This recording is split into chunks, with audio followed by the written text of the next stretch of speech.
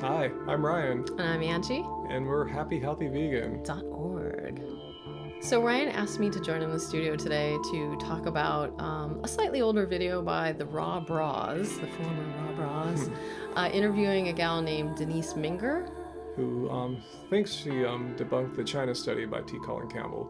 Oh, really? So I guess her basic reason for existing on the internet as a nutritional expert is to dissuade you from becoming 80-10 raw vegan like she did.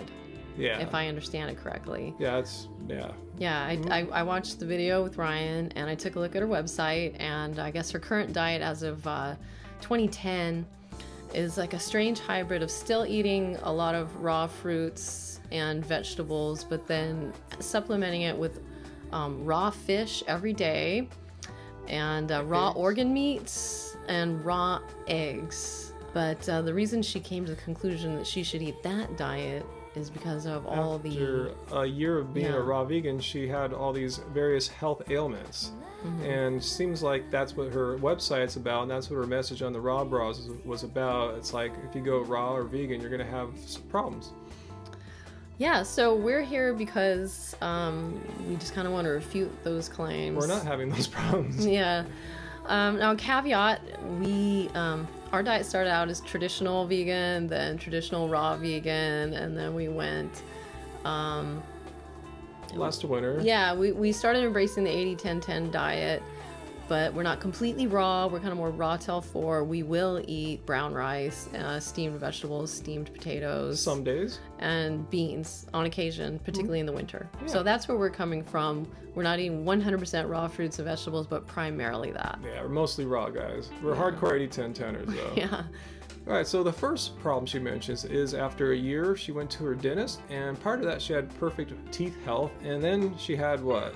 Oh, she told RawBrahs that she had 15 cavities, which is really extreme. And she said it's the raw diet that caused that.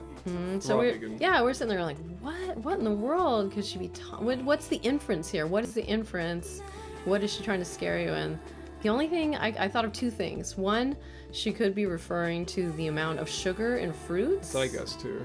And two, some sort of lack of calcium in fruits and vegetables, which isn't true. We've talked about that before in past episodes. Well, we go to the dentist. We have a great holistic dentist, a great holistic oral hygienist, and we have no cavities. And I've had absolutely no cavities since changing my diet, and I know that your gum health has actually improved quite a bit as well. Right. Her second problem was her hair, she said, was falling out after a year of being 80-10-10 raw vegan. I'm not sure what she's implying, what deficiency she was having there, maybe protein or calcium or something like that. Yeah, I think that's what people think makes your hair and nails grow. And I think we've talked about this in prior episodes. That's no problem for vegans. Eat your greens, you're going to get your minerals. It's not just in cows. We're 45. And look at this big head of hair. She had it was like short up to here a while ago. It was. She's been letting it grow now that she's raw vegan, and it's thick. It's not falling out. Mine, big, huge mane of hair.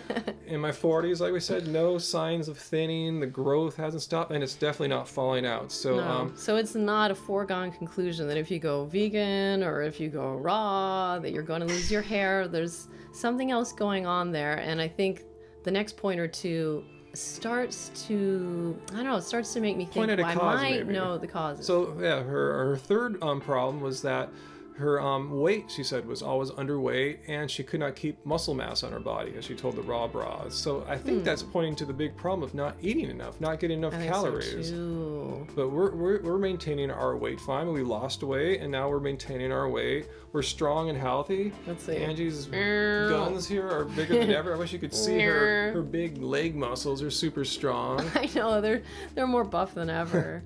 The last thing she said would happen, and what happened to her, is that she got a blood test after a year and was deficient in vitamin B12 and iron.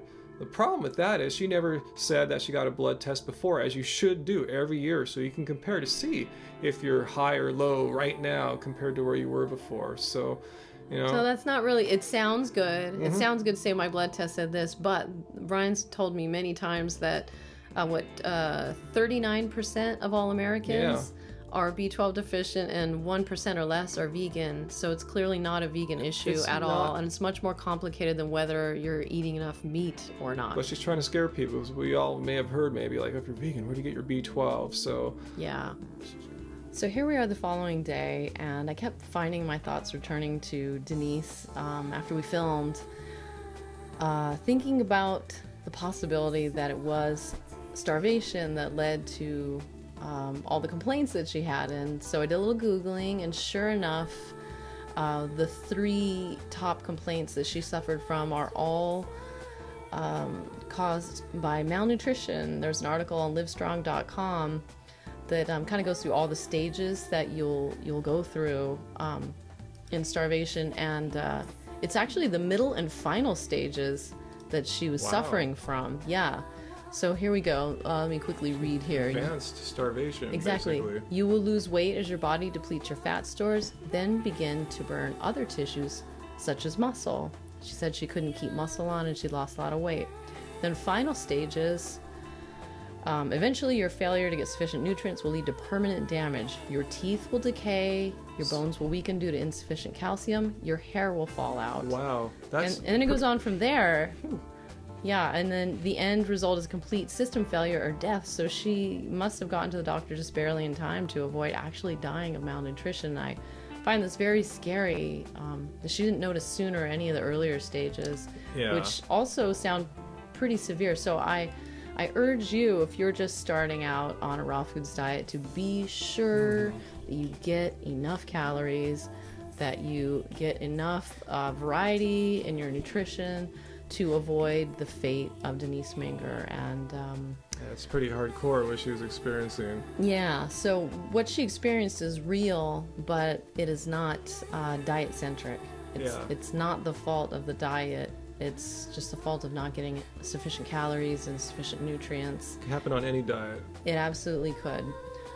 So there you have it. I hope you'll take her cautionary tale to heart and make sure that you eat enough so that you can be a happy, healthy vegan. Like us. So stay tuned here for more health tips. Subscribe. Check out our website, happyhealthyvegan.org. Follow us over at Facebook. And most importantly, so you don't suffer Denise's fate, keep it carbed, baby. Keep it carbed.